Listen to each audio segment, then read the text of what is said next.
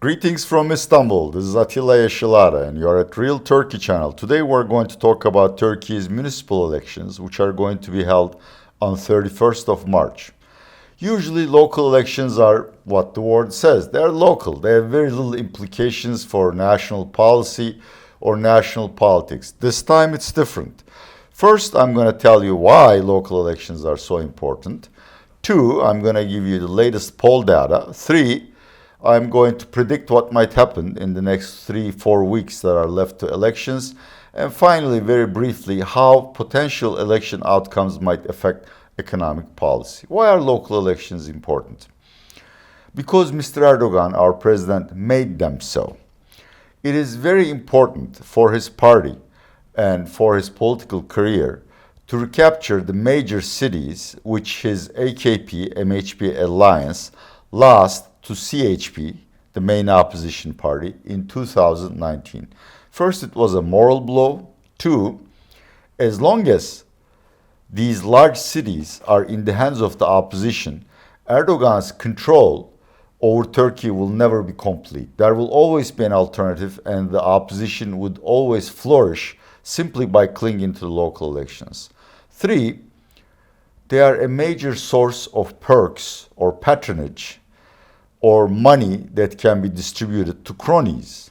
Istanbul is roughly 20% of Turkey's GDP and has a budget in excess of $6 billion. So if you control Istanbul, a lot of that money will simply go to whoever supports Mr. Erdogan. Finally, the current CHP mayors of Istanbul, Mr. Ekrem İmamoğlu, and Ankara mayor, Mr. Mansur Yavaş, are potential rivals to him in the 2028 presidential elections. This is why Mr. Erdogan personally weighed into the campaign. He's touring the nation every day in a different city, drumming up support for AKP candidates. And this is why he has opened the fiscal floodgates so that we're witnessing a level of pork barreling that was almost equal to what happened prior to May 2023 general and presidential elections. Despite these, the polls are showing CHP candidates ahead.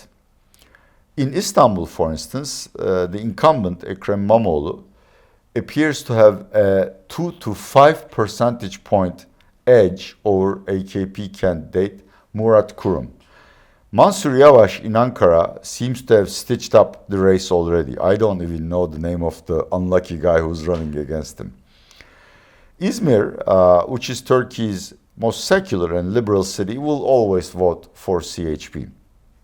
It also seems that while CHP might lose some of the second-tier cities, such as Hatay maybe, Edirne, it's also likely to gain, again, by second tier, I don't mean these cities are less important. I simply go by population.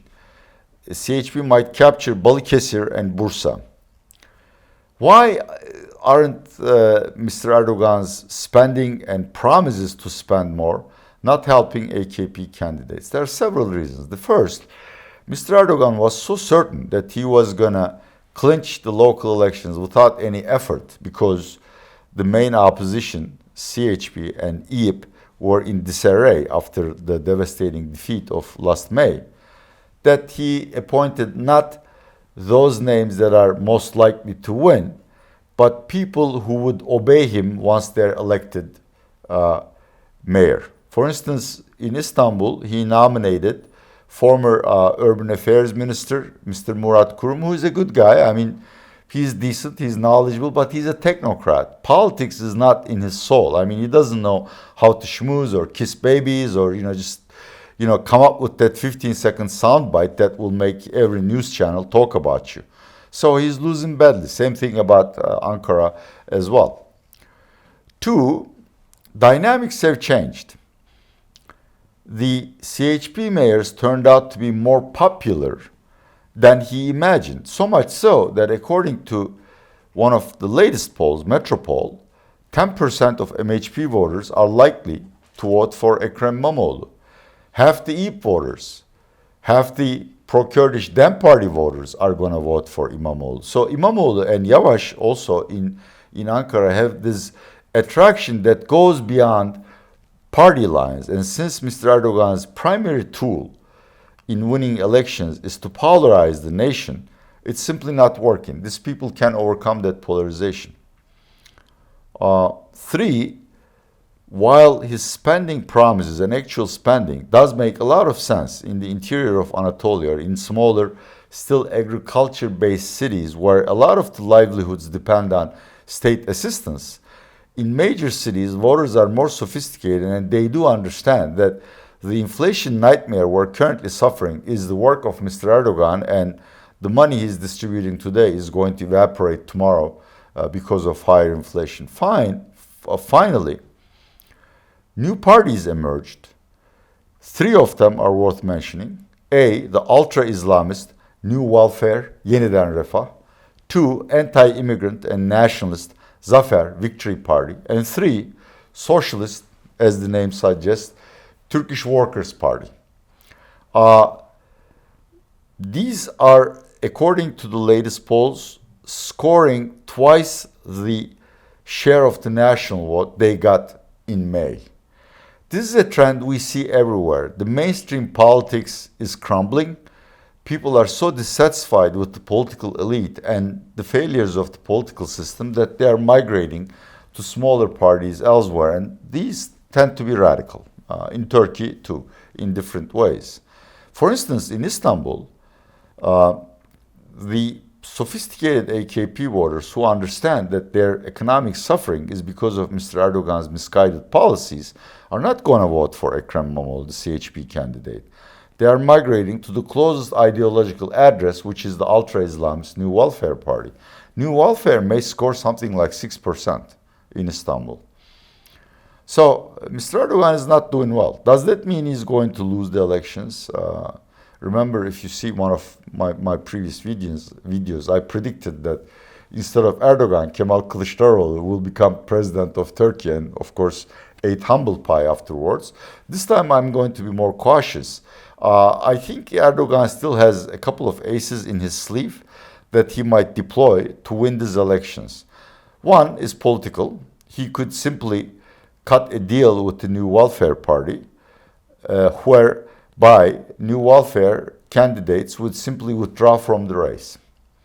In return, AKP candidates in certain ultra-conservative districts would cede their places to New Welfare candidates. For instance, in Istanbul, in the metropolitan municipality race, the New Welfare Party would say, okay, my candidate just dropped out.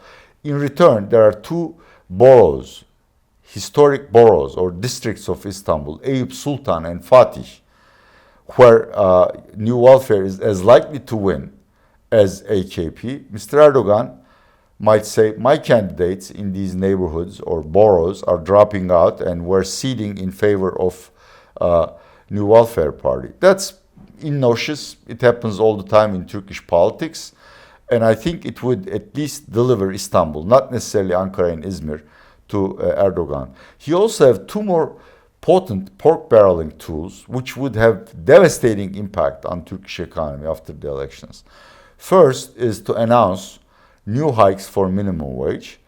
Two, to promise or actually pay higher pensions to Turkey's 16 million retirees. The costs are going to be absolutely horrendous.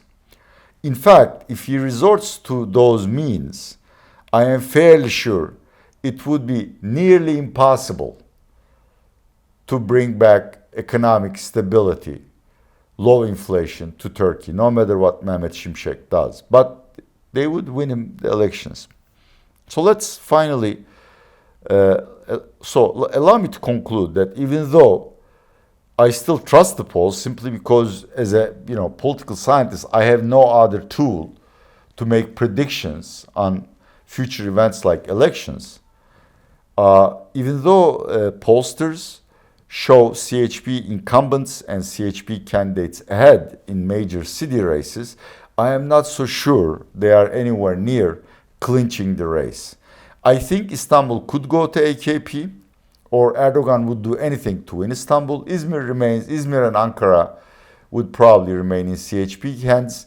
And one thing Erdogan can achieve, which is important for his political goals, is maybe to lose some of the municipalities, but to win the municipal assemblies where the national vote is counted. So in other words, CHP may retain some of the or most of the major cities it has won in 2019. But when you look at the distribution of the national vote, AKP plus MHP would have made progress vis-a-vis last May elections. Why is that important?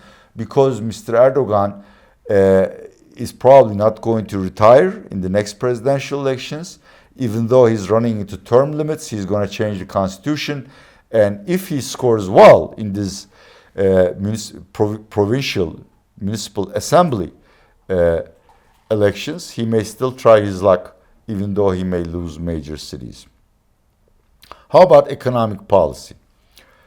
I think Mehmet Şimşek's job is safe unless Erdogan suffers humiliating defeats in Istanbul and Ankara, of course, and his grassroots, his constituency revolts, blaming Mehmet Şimşek. So there will be a need for a sacrificial lamb, and of course Mehmet Şimşek will bear the burden of that. If he wins all of these major cities, or most of them, he would probably give Mehmet Şimşek more authority to pursue even a stricter austerity program, which would mean central bank raising rates and current fiscal generosity being compensated by new tax hikes or perhaps even spending cuts. The worst case scenario is Erdogan winning the elections or his alliance scoring a large share of the national vote, and Erdogan and his ally Bahçeli deciding to immediately go for a national referendum on a new constitution. This is a complicated dynamic. It takes a lot of bargaining with smaller parties to be able to do so. But let's just imagine a scenario where the Grand Assembly decides to renew the constitution. Since it cannot be done within the assembly, there will have to be a national vote scheduled for the first or second quarter of 2025. And of course, if there is a ballot ahead of you, monetary and fiscal tightening is going to be very difficult. So in that scenario, the best Turkey can achieve in terms of economic policy is what we call muddle through, which means no currency crises, but still huge amounts of inflation and economic misery overall. Thank you very much for watching Real Turkey channel videos. Please comment, subscribe, or share it with your friends who might be interested in Turkey. See you next week. This is Atilla Yeşilada saying goodbye from Istanbul, and my gratitude to Mesele Economy, which is co-producing this video with me.